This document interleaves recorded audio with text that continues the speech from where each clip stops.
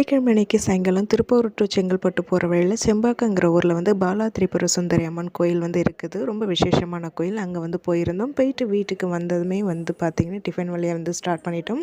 வரும்போதே வந்து பார்த்திங்கன்னா கொஞ்சம் காய்கறிகள்லாம் வந்து அங்கே திருப்பூர்லேயே வாங்கிட்டு வந்து அந்த குட்டி குட்டி தக்காளி வந்து இருந்ததுங்க. அந்த தக்காளி வந்து 1 கிலோ வந்து வாங்கியிருந்தேன். அங்கே வாங்கும் போதே வந்து பிளான் பண்ணிவிட்டு இன்றைக்கி தக்காளி சட்னி தான் வந்து பண்ணணும்னு சொல்லிட்டு சின்ன வெங்காயம் வந்து காலியாக இருந்தது. சின்ன வெங்காயம் கொஞ்சமாக வந்து வாங்கியிருந்தேன்.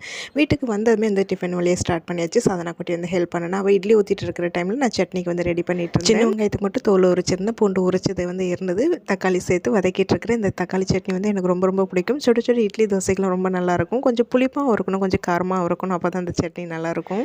காரத்துக்கு தேவையான அளவுக்கு வந்து காஞ்ச மிளகாய் சேர்த்துட்டு நல்லா வதக்கிட்டு இதை ஆற வச்சுட்டு வந்து அரைச்சிக்கணும். இந்த சட்னிக்கு வடகம் போட்டு தாளிச்சா அது ரொம்ப நல்லாயிருக்கும். வடகம் வந்து ஒரு சிஸ்டர் வந்து கேட்டிருந்தாங்க, நீங்கள் போடுவீங்களா, அம்மா கொடுப்பாங்களேன்னு சொல்லிட்டு. எப்போதுமே வருஷம் வருஷம் அம்மா தான் வந்து வடகம் போட்டு வந்து கொடுப்பாங்க. இந்த வருஷம் லீவுக்கு ஊருக்கு போனால் கண்டிப்பாக வடகம் கொஞ்சமாக போட்டு எடுத்துகிட்டு வரணும்.